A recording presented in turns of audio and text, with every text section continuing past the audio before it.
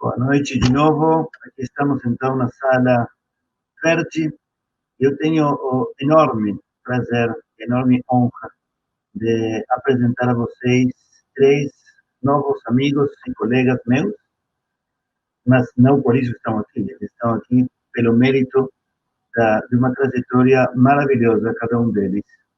Temos uma especialista brasileira em filosofia judaica medieval, uma mulher não judia, Cecília Cavaleiro de Macedo, que está aqui conosco, e ela conduz a única cátedra de filosofia judaica medieval do Brasil. Eu diria, Cecília, que é uma das poucas cátedras dessa temática no mundo, e a conduz com muita maestria e com uma liderança também maravilhosa. Junto com ela, nesta mesa, estarão os colegas dela do grupo NUR de pesquisa, Jamil Skandar, que é especialista em estudos árabes, o que fez uma trajetória extremamente interessante no Líbano, e se doutorou, pesquisou e ensina também na Unicef, e é parte do grupo de pesquisa do NUR. Luiz Ponte Teixeira, que tem a virtude eu diria, da multidisciplinaridade, porque ele é um psicólogo formado em psicologia, que exerce a psicologia, certo, Luiz? E junto com isso, estudou depois o mestrado, o doutorado em filosofia, com especialidade em filosofias do extremo Oriente. A Cecília e Jamil se concentraram no Oriente Médio, ele no Extremo Oriente, em filosofias da China e do Japão, e os três aceitaram gentilmente o convite de serem justamente a grande diversidade deste ticum. Cecília menos, na verdade, este é um ticum de estudos judaicos, mas uma especialidade diferenciada no sentido de que vem estritamente da academia, enquanto que as outras pessoas, temos uma pessoa que acabou de ensinar algo sobre um pensador ultramoderno, e ele é um cientista político, então vem da academia, mas não dessa academia. E todos os outros estudos judaicos que ouvimos essa noite e que ouviremos ainda vêm de rabinos, especialistas nisso, que vem de uma visão mais tradicional, de algum modo, apesar de estarmos num contexto liberal. Então, os três são realmente a grande diversidade, e eu me complaço e me honro muito em poder apresentá-los a vocês. Obviamente, quem vai falar de médicos árabes para lidar com a pandemia está trazendo algo completamente de outro contexto, e o Extremo Oriente é sempre um mistério atraente. Então, sem mais adiamentos, vamos ouvir a palavra dos três especialistas, por favor. Cecília, Jamil e Luiz. Bom, boa noite a todos. Boa noite, Rubem. Muito obrigada pelo convite. Eu acho que falo não só da minha parte, mas nós três estamos muito contentes aqui de participar, né? Nós temos na academia, quer dizer, a Unifesp já tem essa particularidade de ter essas cadeiras, né, da filosofia medieval judaica e da medieval árabe, né, que o Jamil, então, está aqui representando. E, além disso, a gente tem um grupo de pesquisas que justamente é o diálogo, né, interreligioso, vamos dizer assim, é a diversidade, como, né, o Rubem colocou, porque o nosso núcleo, ele é um núcleo de pesquisas em filosofia islâmica, judaica e oriental. Então, a gente já tenta fazer, digamos, de certo modo, essa ponte, esse diálogo interreligioso dentro da própria academia, através das diferentes tradições. Bom, eu estava até comentando com os colegas daqui antes, que se eu soubesse que eu ia ter tão pouco tempo para falar, não teria eu não teria imaginado esse tema. porque eu me propus a falar, na verdade, de 3 autores, né, sobre a questão do destino, né, e do tempo, porque, conforme eu vou explicar, tempo e destino são 2 conceitos muito ligados, né, na obra desses autores, a partir de 2 poetas, de 3 poetas e filósofos, né, da chamada Era de Ouro de Sefarad, que eles fazem parte, digamos, dos 4, né, junto com Shmuel Ibn Agrela. Eles fazem parte, digamos, desse grupo que é considerado o grupo dos maiores poetas aí do medievo espanhol, e não só, mas quase praticamente os maiores poetas, né, digamos, de expressão judaica do período medieval como um todo, né. E justamente a ideia foi falar um pouco sobre essa questão ligada, né, à pandemia, ligada à quarentena, não só pelo título Torá na quarentena, mas pelo momento que a gente está vivendo da pandemia. A minha ideia era ligar um pouco com a reflexão desses pensadores, né, a respeito da questão do destino, ou seja, do destino naquele sentido daquilo que a gente não pode controlar e aquilo que também só pode ser, digamos, modificado, né, e nos faz, inclusive, questionar, né, a providência divina, né.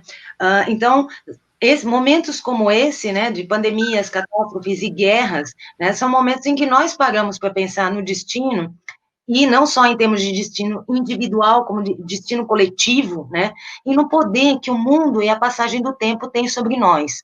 Isso nos conduz automaticamente ao questionamento do alcance e poder das nossas próprias ações e escolhas diante disso e de nosso comportamento, e, naturalmente, também, no momento que aquilo nos atinge, conduz também ao questionamento da própria justiça divina, né?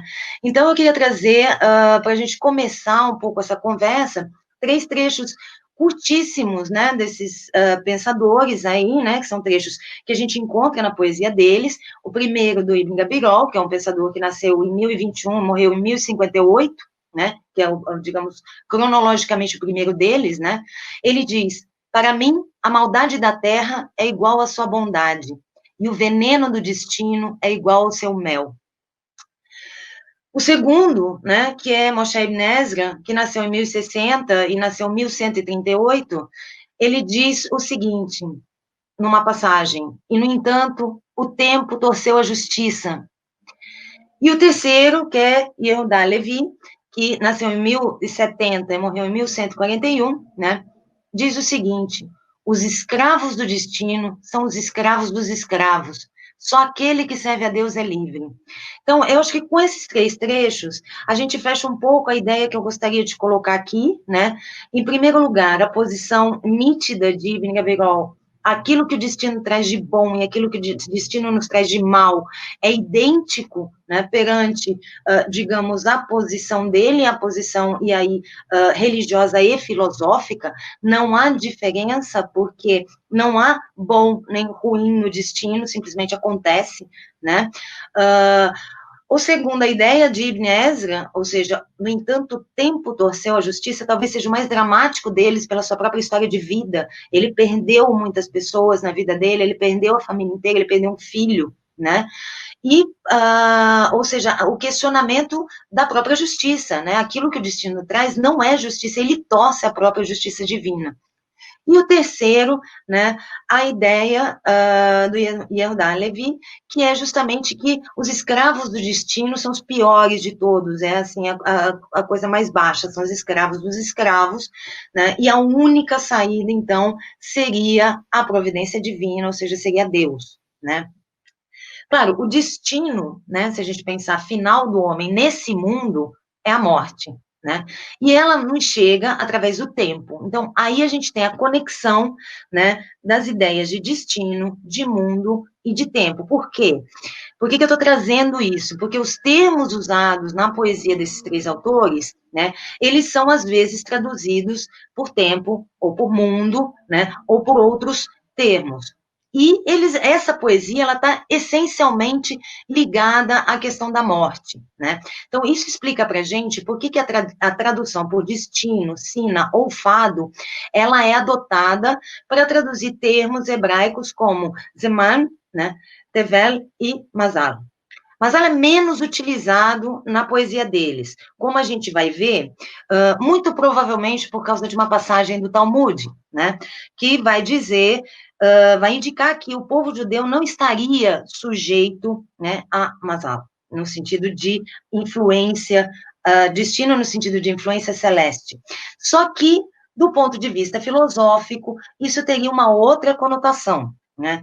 E, principalmente, quer dizer, depois de passado tanto tempo, diante de tantas coisas que aconteceram, né, principalmente do Holocausto, não dá mais para a gente entender literalmente essa passagem. A gente tem que entender essa passagem como uma interpretação coerente, que seria de que nem tudo na nossa vida está nas mãos do destino, mas muitas coisas estão nas mãos das nossas escolhas e nas mãos de Deus, e não totalmente entregues ao destino, né? Mas também não dá para a gente não levar em consideração, ou desconsiderar o destino ou os acidentes que acontecem na vida, né, como se pensava antes. Então, Zaman é o termo mais utilizado, e por isso que a gente tem essa associação direta do destino com o tempo, né? E os outros dois também vão aparecer. Então, Tevel, normalmente, ele tem uma conotação mais negativa ainda, né? E Mazal tem uma conotação menos negativa. E, claro que tudo está ligado à questão da morte e da doença. A morte, no sentido do próprio eu poético, ou seja, da experiência pessoal do poeta, que é refletida nas elegias, né? As elegias são poemas fúnebres, especialmente em Ibn Gabirol e em Esdras, justamente por causa da vida deles, né? Ibn Gabirol perdeu o pai muito cedo, por isso ele viveu, ele era muito pobre, né? Ele teve muito problema com se sustentar, ele era poeta de profissão, né? E ele perdeu depois o mecenas e melhor amigo dele, né? Em condições horríveis também, uma revolta política, e isso fez com que ele trouxesse essa dor cada vez que ele compunha esses poemas mais fúnebres, mesmo que por encomenda, mesmo que por contrato, né? E Ibn Ezra, conforme eu já disse, teve uma vida em que ele perdeu a família inteira, tanto que ele chega a dizer que com a morte do filho dele, não há por que ele continuar vivendo, ele pede a morte, né? Outro detalhe nesses poemas é que existe uma ligação com a natureza e com o cosmos, que já é tradicional também da poesia árabe, isso já é trazido da poesia árabe, né?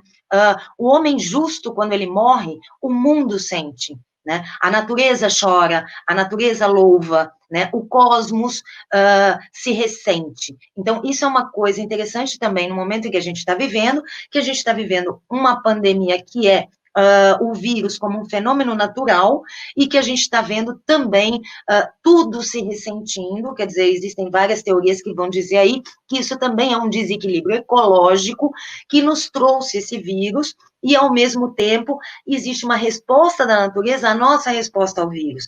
Então, é um tema, digamos, atual nesse sentido, né? A morte, em primeiro lugar, então, como destino de todos, né, conduzindo também a reflexão sobre o tema. Então, o poema fúnebre, ele nos leva a um lado quase sapiencial também, aí ascético sapiencial, né, quando ela se torna, ela deixa, então, aquele lamento fúnebre, né, inspirado principalmente em Jeremias, mas em outros profetas também, né, e ele começa a se inspirar, então, no Coelet, em Provérbios, em Jó e nos Salmos, né? Então, a gente vê uma modificação também aí nesses poemas. E, por último, né, uma coisa que eu gostaria de chamar a atenção é a conversão do sofrimento em sabedoria, que é precisamente em Gabirol que a gente consegue perceber isso, nos outros menos, né? Mas é um momento em que essa elegia ela se torna um poema ascético sapiencial, né? Por conta da questão da sabedoria, né? Então, Ibn Gabirol ele vai entender a morte e o destino praticamente como mestres, né? Citando, então, um trecho dele, a morte nos acompanha e nos alcança, inclusive se nos encontramos entre as constelações, né? Então, e Nas elegias de Ibn Gabirol, o curioso é que não só Deus pode enfrentar o destino e a morte, como a gente teria um outro elemento que poderia atuar como uma arma contra eles, que seria a sabedoria. Então, se o destino e a morte são naturalmente nossos inimigos, a sabedoria é a arma, o conhecimento é a arma que a gente teria para lutar contra eles, né? E nesse poeta também, o tema da imortalidade da alma frente à desaparição do corpo, ele assume muito destaque que nos outros poetas não, né? Então, citando, então, conhece bem tua alma, pois só ela, do corpo e da carne, perdura. Ou, outra citação, para que ir atrás de um corpo que secará como uma flor silvestre, né? Ou seja, essa dissociação da vida com a vida física, né? Bom, o destino em si, né, ele é abordado por esses poetas a partir de duas perspectivas diferentes. Uma delas é o fundo religioso que eles trazem, né? Então, que a gente veria então esse destino como relacionado à queda de Adão, né? Nós não somos mais criaturas perfeitas, nós não vivemos no jardim, mas nós somos seres caídos que vivem num mundo material e imperfeito por termos desafiado a lei de Deus. Como castigo, sofremos o trabalho, a dor e o sofrimento, né? E, por outro lado, o viés filosófico. O homem, nesse mundo sensível e corpóreo, portanto inferior, ele está sujeito às imperfeições e acidentes decorrentes da sua própria materialidade. Não tem como negar também uma influência neoplatônica muito grande nesses autores, que a gente vai ver, inclusive, posteriormente também na própria Kabbalah, né? Então, esse influxo neoplatônico, ele é visível, por quê? E aí a gente retorna com o termo Mazal, né? O influxo de Deus, ele vai chegar a esse mundo através de sucessivos níveis, entre eles as esferas e corpos celestes, que vão ajudar, então, a estabelecer o destino. Desse último ponto de vista, então, o destino não seria nem inimigo, nem amigo, mas determinado por Deus através, então, de uma cadeia de transmissão que passa pelos corpos celestes. E aí a gente compreende um pouco aquela primeira citação que eu fiz de Ibn Gabirol, né? E faço outra na sequência, né? Cito: para mim, a maldade da terra é igual à sua bondade, e o veneno do destino igual ao seu mel. Mas, em geral, o destino é visto como inimigo, né? E aí a gente tem o destino frente a Deus e a ação do homem, né? Então, o destino é, na maior parte das vezes, visto como inimigo e vai golpear sem piedade, enfraquecer, confundir, transformar a vida numa cadeia ininterrupta de tormentos. Isso é menos visível em alguns autores, mas, por exemplo, em Moshe Ibn Ezra é totalmente visível, né? Ele transparece isso na poesia dele. A ação voluntária do homem, então, teria um inimigo, esse destino, e não pode ser derrotado por ela sem o intercurso da providência divina. Cito Ibn Gabirol novamente: o destino saiu a combater contra ti, mas teu Deus saiu diante de ti. Yehuda Levi, por exemplo, vai falar o seguinte: coração meu, por que corres atrás da riqueza e da fortuna e segues o falso e torcido destino? Né? Ou outra passagem, né, dele mesmo: se só em teu Deus esperas, por que confias no azar do destino? Se verdadeiramente no nome de Adonai depositas confiança, não te inquietes com fado e não te alegres. Não te inquietes e não te alegres, né? Ou seja, o bem e o mal do destino, que ele nos traz de bem e mal, estão no mesmo plano. Então, dessa vez, a gente vê um eco com o que eu falei antes a respeito de Ibn Gabirol, né? E mais uma última citação: o destino te trairá, mas antes que o faça, tu o trairás. Agirás com prudência. Então, no lugar da sabedoria, que Ibn Gabirol colocava como arma contra o destino, a gente tem, então, aqui a prudência, tá? É uma, digamos, é uma posição menos filosófica, mais ético-religiosa, mas que, na verdade, nos dá, então, uma arma contra esse cruel destino, né? Por último, então, terminando, Ibn Ezra, né, citando: pois o tempo proclamou para o grupo dos que se amam a separação, e para as penas dispersas a união. Isso é perfeito para a nossa pandemia, né? Ou seja, todos nós separados, né, e unidos contra, né, essas penas dispersas, né? Então, parece que o tempo está, nesse poeta, ele está sempre na mente dele. Ele é seu cruel e maior inimigo. O tempo age como um ser inteligente que vai destruindo tudo aquilo que o autor ama, né? E o tempo adquire nos poemas de Ibn Ezra a categoria de um personagem dramático que se compraz atormentando o autor. Bom, como eu tenho que encerrar agora, que já está dando mais do que o meu tempo, né? Eu gostaria de fechar com uma pergunta, ou seja, como lidar, então, com o destino, com a nossa fatalidade, né? E como lidar, então, com esse tempo que nós estamos sob ele. O destino, apesar de ser, por vezes, cruel, não seria ele mesmo determinado por Deus? Fica a questão. Obrigada. Não fica a questão, não. Essa era justamente, Cecília, a primeira pergunta que eu queria colocar para você. Ainda antes de ver quais são as outras perguntas,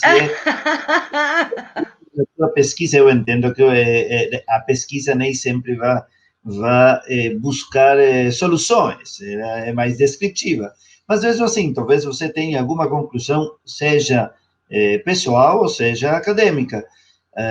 Mas se entendo que o modelo foi realmente parabéns, porque em muito pouco tempo conseguiu nos trazer 3 modelos, mostrar as diferenças e as semelhanças e nos deixar enormes desafios. Se entendi bem, então, basicamente se trata de 3 poetas que, com suas particularidades, o que estão nos dizendo é que existe uma força alheia, que não é Deus, que se chama destino. Exato. E ele tem conotações que poderiam ser boas e menos boas, mas para o poeta lido filosoficamente é neutro. O bem e o mal tanto faz. E tanto faz, não sabemos muito bem porquê, mas está Deus lá, e Deus é o caminho para se contrapor, para lutar contra esse destino. É isso, basicamente. Sim, basicamente isso, quer dizer, claro, o Deus seria aquele que pode mudar o destino, né? Então, Deus, ele pode redeterminar o destino através da providência, mas a gente tem dois aliados, vamos dizer assim, né? Que a gente teria, em Ibn Gabirol, a gente teria a sabedoria e o conhecimento, né? Como um aliado contra o sofrimento, não o destino em si, mas o sofrimento que o destino causa, né? Ou seja, a sabedoria é a ferramenta para lidar com o sofrimento. Para lidar com o destino, sim, é uma arma que nós temos. Mas você tem mais ferramentas, acaba tendo uma estrutura mais robusta, talvez psíquica, por ter conhecimento. Exato, não só psíquica, como assim até mesmo de segurança, que o que acontece nesse mundo não é tão importante, né? E a Levi, perdão, a Levi vem com a prudência, né? Então vamos lá, use máscara, fique em casa, né? Ou seja, ele entra então com esse elemento da prudência em relação ao destino, por quê? Porque se o destino ele é, digamos, uma força que não é, apesar de poder ser modificada por Deus, não é uma coisa controlada diretamente por Deus, ele é praticamente um acidente da matéria desse mundo decaído, vamos dizer, no qual nós vivemos, né? A arma contra o destino, então, também é prudência, né? Ou seja, você imaginar e já prever que algo possa acontecer, então, portanto, você se precaver em relação a isso. Então, nós ficamos com a sabedoria e a prudência como as armas dadas a nós para nos comportarmos diante de um destino que nós desconhecemos e não podemos colocar todas as fichas, vamos dizer, na providência divina. Nós temos que agir também, né? Então, eu vejo isso muito como uma questão do lado da ação humana e da responsabilidade da ação humana, né? E, claro, como judeus, de acordo com a lei, de acordo com os ensinamentos, as escrituras, etc., mas aprender com aquilo e se precaver contra algo que em si não é bom nem mal, mas é algo que pode me fazer mal, é algo que pode me atingir. Perfeito. Tá, ficou claro. Muito obrigado por isso e de algum modo se vincula também com seu próprio percurso, Cecília, porque, né? Porque Cecília é professora de filosofia judaica medieval, mas ela começou sua trajetória estudando ciência política. Então, de algum modo, essa mistura que propõe eles de se trabalhar junto com Deus, ou seja, com a sabedoria e ao mesmo tempo ser pragmático, ser prudente, teria a ver com o pensamento político. Sim, claro. Sabe? Muito bem, obrigado por essa primeira parte. Voltaremos a Cecília depois, se houver perguntas direcionadas, e vamos introduzir ao querido Jamil, que ele vem todo ele da filosofia, em diversos lugares foi estudando filosofia árabe, e vai nos falar, então, estudou na PUC do Paraná, e na PUC de São Paulo o mestrado, e depois continuou pela região de Campinas, onde hoje também é professor titular. E ele vai nos explicar sobre os médicos árabes diante destes desafios. Já temos aqui uma pergunta que chegou a nós e que acho que vai tocar especialmente ao Jamil, mas também provavelmente a Cecília mais tarde, se quiser voltar. Ricardo Escandão nos pergunta, pede que em algum momento falem sobre Andaluzia na Idade Média e sobre a Alhambra. Se isso, de algum modo, se relacionar com o que nos convoca hoje. Obrigado, então, Jamil, por estar conosco. Só desligue seu microfone para que possamos ouvi-lo. Tem que habilitar seu microfone. Jamil. Boa noite, então, a todos. E eu agradeço muitíssimo o seu convite, Rabino Ruben. E realmente, lá na Unifesp, nós temos duas cadeiras que são as únicas no Brasil: filosofia medieval árabe e filosofia medieval judaica. Bom, o que tem a ver a medicina árabe medieval, especificamente medieval, com isolamento social?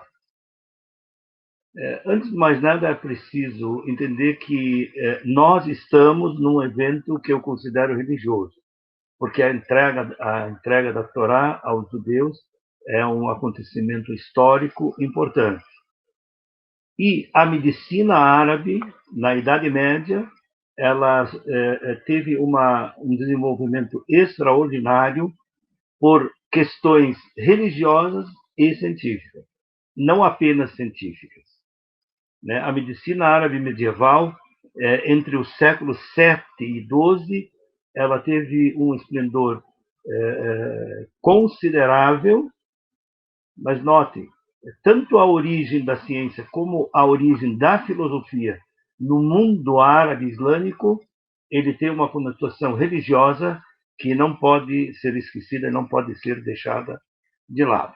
Então, retomando o título que a gente deu, que é a medicina árabe medieval, diante do isolamento social. Bom, o isolamento social, por si mesmo, é uma privação gravíssima. Pois ele priva a pessoa do convívio social tão importante do ponto de vista psicológico das pessoas. Eu coloco aqui psicológico e depois vou explicar por que é psicológico. Por que é uma privação grave? Por que é uma privação forte para o ser humano? Pois ela priva, segundo vários médicos medievais, como, por exemplo, Al-Tabari, Ar-Razi, como ele ensina, e outros.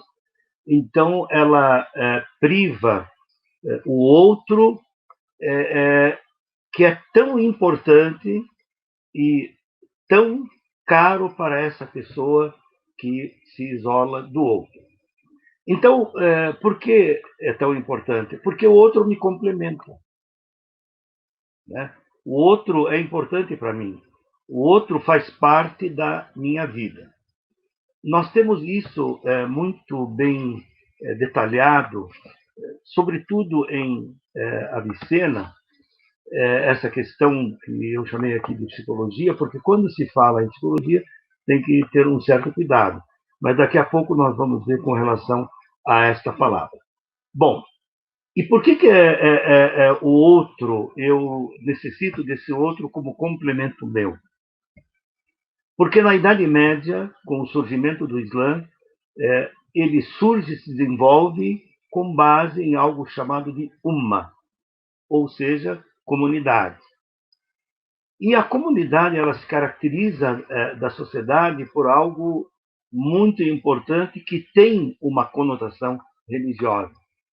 Uma comunidade se caracteriza, sobretudo, pelo aspecto caritativo dela, enquanto que a formal, ela também pelo caritativo, mas é muito mais pela lei, né, do que pela caridade.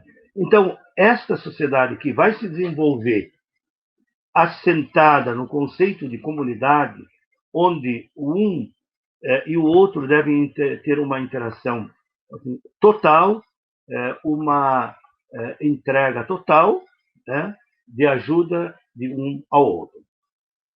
Então, eu queria fazer uma observação aqui, que entre os árabes medievais surgiu a denominada medicina profética, eu coloco entre aspas. Por que medicina profética? Porque na época em que o profeta Muhammad vivia, ele dava muita importância à interpretação dos sonhos. E quando eu interpreto o sonho, daí eu já posso falar em psicologia. Veja que aqui há uma conotação muito carregada de religiosidade. Nós estamos falando de uma cultura que ainda não dessacralizou o seu mundo, o seu conhecimento e assim por diante. Bom, isso aconteceu a partir do século VII, perdurou por um bom tempo, e ainda hoje muita gente se dedica a essa questão da medicina profética em função do caráter psicológico que ela tem e do efeito que ela tem sobre as pessoas.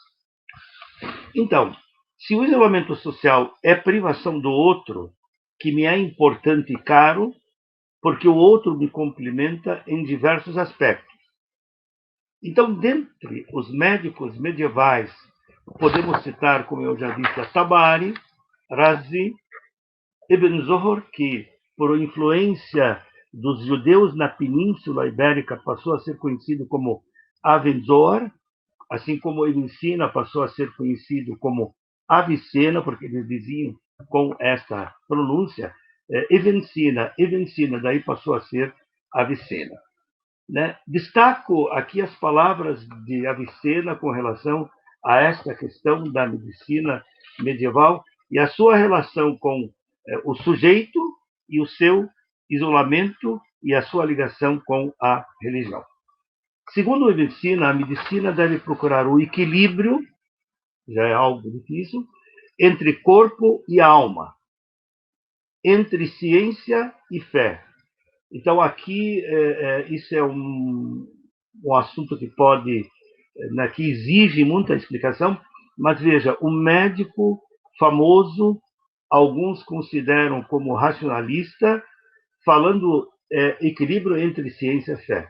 Isso é importante, na minha opinião, para o ser humano, porque as duas elas se complementam e, segundo alguns filósofos medievais árabes e não árabes, não há muita distinção entre as coisas que a fé procura e as coisas que o conhecimento formal procura. As duas podem trilhar caminhos diferentes, mas elas têm o mesmo objetivo. Eu posso citar um deles, que é Al-Kindi, do século VIII. Então, o equilíbrio entre a ciência e a fé, entre a natureza e o homem, e entre o indivíduo e a sociedade. Então, vejam, o indivíduo não pode perder o sentimento de pertença, de pertencimento a uma comunidade, né, a uma sociedade, a uma etnia, ou algo parecido.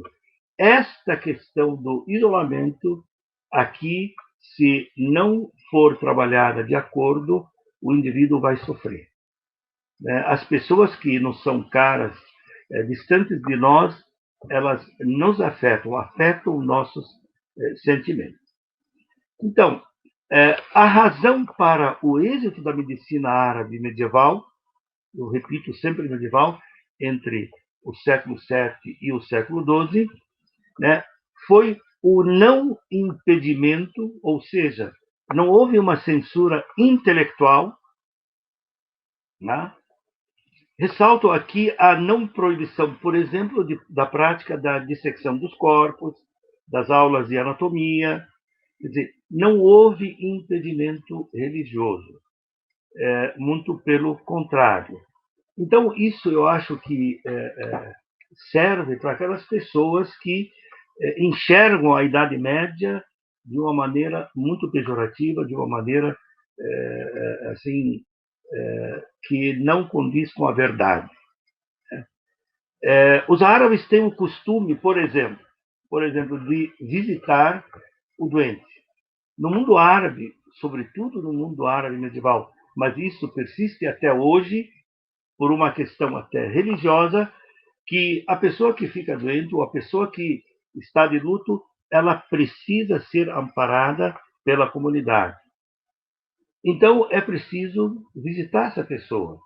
E eles até exageram um pouco, mas essa é uma questão cultural. Então, como agir nessa questão do isolamento social diante desse costume, diante dessa tradição, de querer ser solidário com o outro por uma questão religiosa também. Daqui a pouco, então, nós vamos ver a resposta.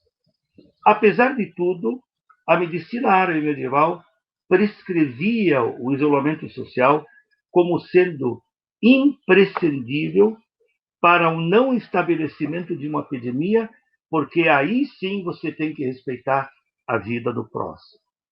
Então, quem diz que o isolamento é ruim, aqui tem uma resposta que não é minha, mas é uma resposta da sociedade medieval árabe, porque a vida do próximo está acima, por exemplo, de qualquer outra circunstância da epidemia. Então, bem relevante, esse argumento de respeito à vida do próximo já é um argumento que é suficiente para você respeitar essa questão e se isolar. Bom, por exemplo, quando se descobriu a varíola, o sarampo e a sarna, que foram descobertos e foram conhecidos na Idade Média por médicos medievais árabes, no início havia uma restrição muito grande quanto à aproximação, porque não se conhecia bem o grau de contágio ou não contágio dessas doenças. Então, a gente, lendo a história, percebe que o respeito pelo outro ele superou esta questão cultural. O respeito pelo outro superou esse costume cultural. Bom, quando necessário, tanto do ponto de vista religioso e médico, o isolamento deve ser cumprido. Evidentemente que em 20 minutos a gente não pode entrar em detalhes, mas isto está nos médicos árabes medievais muito explícito, sobretudo no cânon de medicina de Avicena, em árabe, Al-Qanun fi At-Tabb. Ele tem certos momentos, me parece no terceiro ou no quarto volume, ele deixa bem clara essa questão, que se você preza a vida do outro, então você tem que cumprir esse isolamento.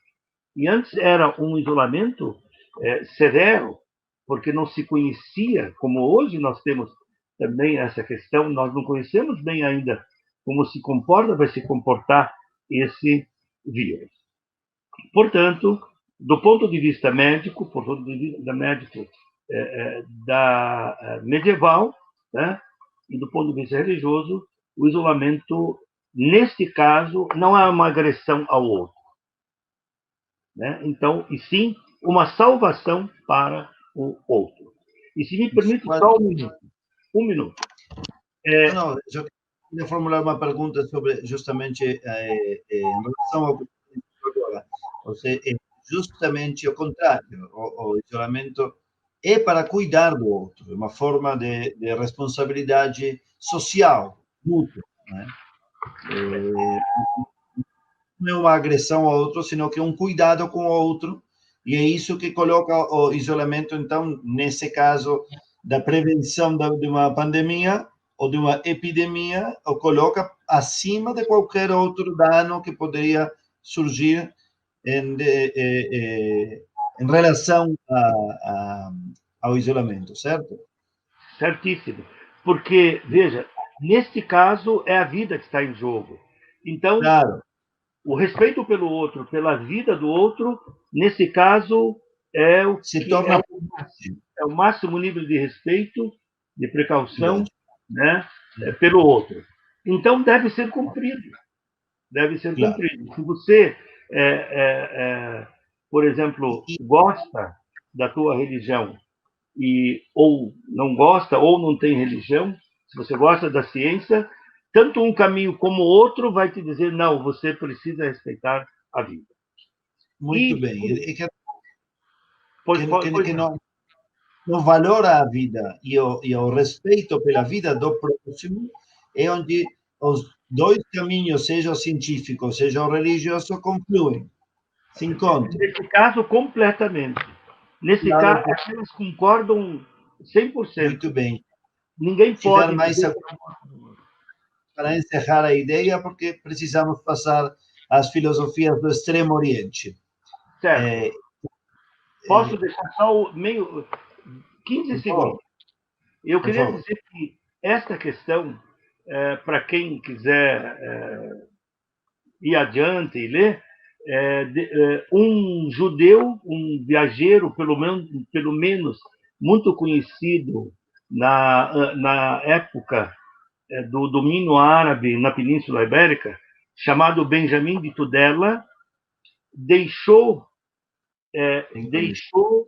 clara essa questão do cuidado com o outro quando ele descreveu como as pessoas dementes eram tratadas num hospital de Bagdá.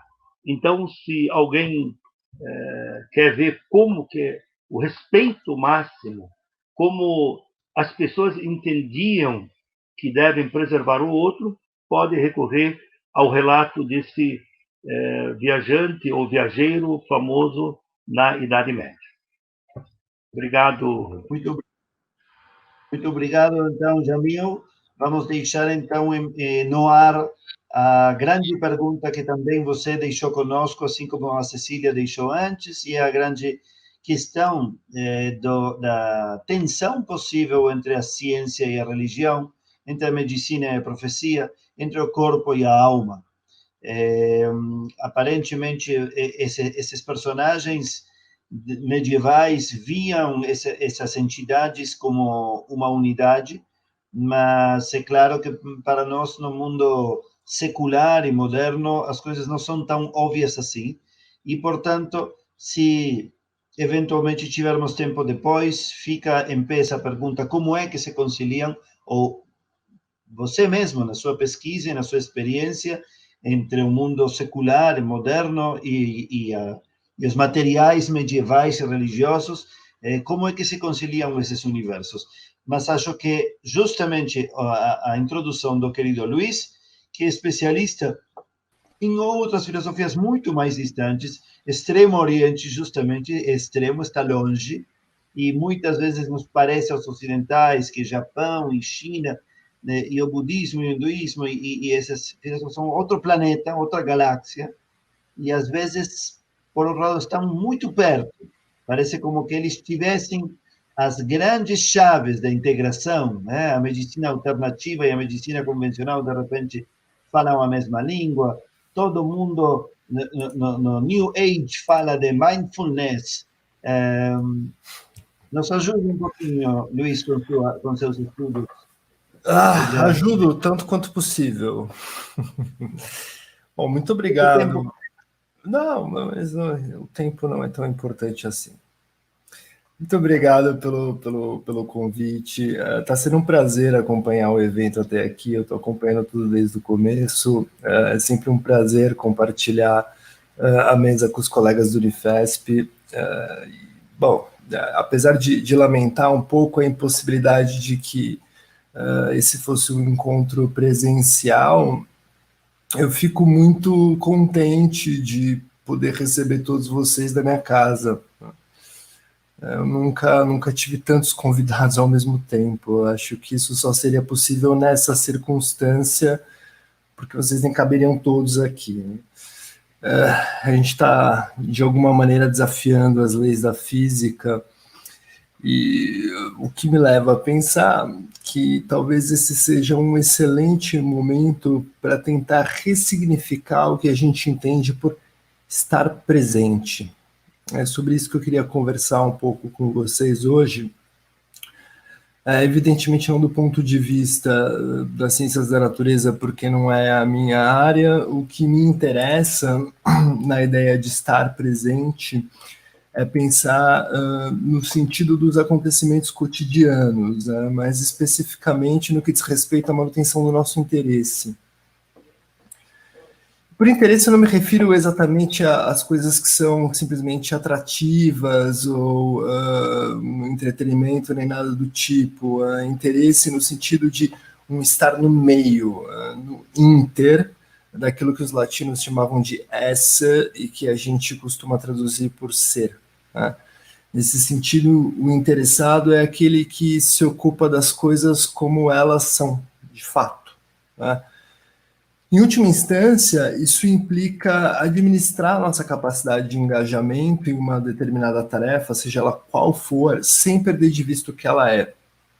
Um outro termo para isso é manter o foco. Achei que seria interessante trazer esse tema hoje, porque me parece coerente com a proposta de uma virada de estudos, madrugada dentro, principalmente nas nossas circunstâncias. Para estudar, a gente precisa de um bocado de foco. E se isso já é difícil em situações regulares, atualmente a coisa fica ainda mais complicada. Só para vocês terem uma rápida noção, um grupo de pesquisadores britânicos publicou, não muito tempo atrás, uma revisão de literatura de mais de 3.000 artigos sobre os efeitos psicológicos de ficar em quarentena, ainda que por períodos muito breves de tempo. E o que eles descobriram foi que a dificuldade de manter o foco, de manter a concentração e a atenção é uma das queixas mais frequentes, é claro, acompanhada de níveis altos de ansiedade, de irritabilidade, entre outras coisas. Essa ansiedade que perturba muito, ela tem a ver justamente com essa dificuldade da gente se concentrar, da gente conseguir engrenar a nossa rotina. E foi pensando nisso que eu decidi trazer para vocês algumas contribuições do Extremo Oriente, especificamente do budismo Zen. Eu não sou um adepto do Zen. O que me interessa no Zen, na verdade, é a mesma coisa que me interessa em quase toda a cultura radicalmente diferente da nossa, que é pensar um pouco fora da caixa, pensar um pouco fora da nossa lógica mais costumeira, que me parece justificadíssimo, porque se tem uma coisa que a gente está enfrentando agora, é uma sucessão de eventos que escapam completamente à lógica com a qual a gente estava acostumado. E eu tenho visto muita gente se queixar de dificuldade de manter a concentração, eu tenho visto muita gente se queixar de uma ansiedade muito grande, e o budismo ele traz algumas lições muito legais para a gente nesse sentido. A gente só precisa ter um pouco de cuidado, porque, bom, falou-se de mindfulness, um budismo New Age, de fato, sempre que a gente se aproxima de uma cultura muito diferente, a gente corre o risco de fazer algumas interpretações que não têm muito a ver com a coisa. O budismo sofreu muito com isso, nos dois sentidos, tanto, por um lado, ele foi simplificado, sofreu um reducionismo, virou uma caricatura, frases de efeito, clichês de autoajuda, como também teve o movimento inverso, né? Ele foi mistificado como uma coisa transcendental, uma dualidade entre o mundo espiritual e um mundo material que não tem nada a ver com o budismo. Isso é uma coisa nossa. Questão que eu acho que talvez seja interessante para nós é entender que, por exemplo, as práticas de meditação, elas são práticas que têm a ver com se manter atento e presente no momento. Eu gosto muito de uma série de instruções que um mestre zen chamado Dogen, que viveu mais ou menos no século XIII, no começo do século XIII, dá a respeito das práticas de meditação. Ele explica que é preciso manter o local adequado, organizado, limpo, bem iluminado, não importa se é dia ou se é noite. É preciso que ele seja quente no inverno e frio no verão. Existe uma postura correta para se meditar, a postura da lótus, com o pé esquerdo em cima da perna direita, o pé direito em cima da perna esquerda, coluna sempre ereta, olhos semicerrados, uma série de instruções que mostram para a gente que é uma prática que dá um pouco de trabalho e que a gente precisa estar muito atento no que a gente faz. Ele dá outros exemplos também, ele fala da arte do Tenzo, que é o cozinheiro do monastério, e como é importante preparar os ingredientes, lavar bem os ingredientes e coisas do tipo. Para vocês terem uma noção da importância disso e do quão pertinentes são essas reflexões, pensem, por exemplo, o que é cozinhar com a pia cheia de louça suja para lavar. Geralmente não dá certo, né? Talvez um estudante que mora numa república cheia de jovens, tudo bem, ele vai lá com a pia toda entulhada, pega a panela mais ou menos limpa e faz um miojo. Mas, em geral, quem gosta de cozinhar precisa de uma cozinha arrumada e organizada. E a mesma coisa para todas as nossas tarefas, né? Um exemplo bastante simples, lavar as mãos. A gente não lavava as mãos direito, e não porque a gente não soubesse lavar as mãos direito, a gente simplesmente não atentava para isso, né? E agora, diante dessa nossa situação, a gente tem que estar sempre atento, sempre lavando as mãos com muito cuidado. A ideia que o Zen traz para a gente é essa ideia de fazer todas as tarefas com cuidado. Acho que isso que é o mais legal. Então, levantar da cama com cuidado. Tem um jeito certo de levantar da cama, né? Você vira de lado, se apoia com o braço, fica sentado e se levanta. Isso poupa a sua coluna de uma série de traumas que você só vai descobrir depois, né? Se você, quando acorda, ao invés de se levantar corretamente, de prestar atenção no que está fazendo, pega o celular, começa a ver todas as mensagens que chegaram, escuta, você vai prestar atenção em qualquer coisa, menos em levantar. Vai levantar de qualquer jeito e as consequências disso não vão ser muito legais, né? E o mais importante é que se a gente consegue levar a nossa rotina dessa maneira, prestando atenção no que a gente está fazendo, a gente vai perceber que a grande lição mesmo é que o importante está no agora, né? Muita gente está se preocupando com como vai ser a vida depois da quarentena. Vou retomar a vida depois da quarentena. Escuta, ninguém parou de viver, é uma vida diferente. Mas a gente não pode assumir que a vida vai voltar depois da quarentena. A vida já está acontecendo. Se ela já está acontecendo, por que não adequar essa vida de uma maneira mais agradável, menos sofrido, sem tentar buscar uma coisa que está além, porque isso não vai chegar, né? Manter o ambiente organizado, manter a casa limpa, manter uma estrutura que seja prática para nós, tudo isso ajuda bastante. Eu acho que essas lições, elas podem ser discriminadas melhor depois, com o tempo. Eu já vi que algumas pessoas perguntaram como se introduzir nisso, como introduzir no dia a dia. Escuta, começar pequeno, né? Arrumar o seu local de trabalho se você está fazendo home office, adequar a sua cozinha, porque agora você tem que cozinhar todos os dias, não come mais fora na rua. Se vai estudar, vai estudar, né? Principalmente para os jovens. É o momento de estudar, não é o momento de fantasiar no como vai ser a universidade quando passar no vestibular. Tem esse momento também, e é legal e é muito bom fantasiar, Mas no momento de fantasiar, no momento de estudar, eu estudo. Não é fácil, tá? As coisas que eu estou falando, elas não são fáceis, mas elas são importantes. Elas são importantes não só para a gente fazer as coisas direito, mas porque são elas que fazem com que a gente se sinta um pouco melhor e alivie um pouco a nossa ansiedade. Pelo menos conforme essa interpretação zen budista. Dito isso, eu paro por aqui para que a gente possa conversar um pouquinho. Isso aí. Muito obrigado, Luiz, por essa pequena, rápida introdução a esse mundo fascinante que são as filosofias e a cultura como um todo do Extremo Oriente, em tão pouco tempo, de um modo tão acessível. Você acha que essa questão de se concentrar, concentrar o foco, o que esteja o foco, tá? Entendido que tem muitas desviações e desvirtuações também, mas o que for esse mindfulness, esse foco, essa meditação, se trata de se concentrar no aqui e agora, porque isso é mais saudável, porque não tenho como especular com o que vem depois, porque nada mais tem importância do que isto, ou porque essa é a melhor forma de avançar.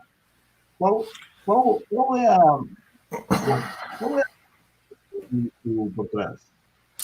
Escuta, Responder as três perguntas que vieram, principalmente a de Daniel Weiss, quando pergunta qual seria a forma de introduzir isso no dia a dia. Nós estamos também, sabem, nós passamos de Páscoa até esse dia com uma contagem do tempo. E tem essa discussão dentro do judaísmo também. Será que a contagem do tempo é para chegar melhor lá? Ou porque a única forma de avançar é se concentrando no aqui e agora? É sendo hoje. Sim, não, escuta, a metáfora que o Dogen usa é muito bonita. Ele fala que concentração é como o reflexo da lua numa gota de orvalho, como ele diz assim. Tudo tá ali naquela coisa pequenininha. Não é só uma questão de avançar ou de fazer as coisas direito. A questão é que a gente tem uma cultura desatenta mesmo. A gente tem uma tradição metafísica que diz que tudo de bom vai vir depois, depois e depois e depois. Só que tenta, por exemplo, eu vou insistir com o exemplo da cozinha, que é o que mais me atormenta, não sei vocês, mas manter a cozinha em ordem em quarentena tá complicado. Tenta cozinhar pensando em qualquer outra coisa, pensando nas contas para pagar, na palestra que você vai dar. Não vai ficar boa a comida. Não vai. E você não vai gostar de comer aquilo. E você vai comer aquilo, não vai ser uma boa experiência. Quer dizer, vai ser uma sucessão de eventos ruins. Então, no fundo, manter o foco é uma questão de você curtir a vida na vida. E não alguma coisa que vai vir depois. É fazer da sua vida algo interessante nela mesma. Como introduzir? Na tarefa cotidiana mesmo, é no exercício. Talvez seja essa também parte da resposta ao que ficou, de algum modo, pendente no falado antes com o amigo e indiretamente com a Cecília também. Talvez sirva isto último que falou, Luiz, como uma ponte à nossa finalização. Sim.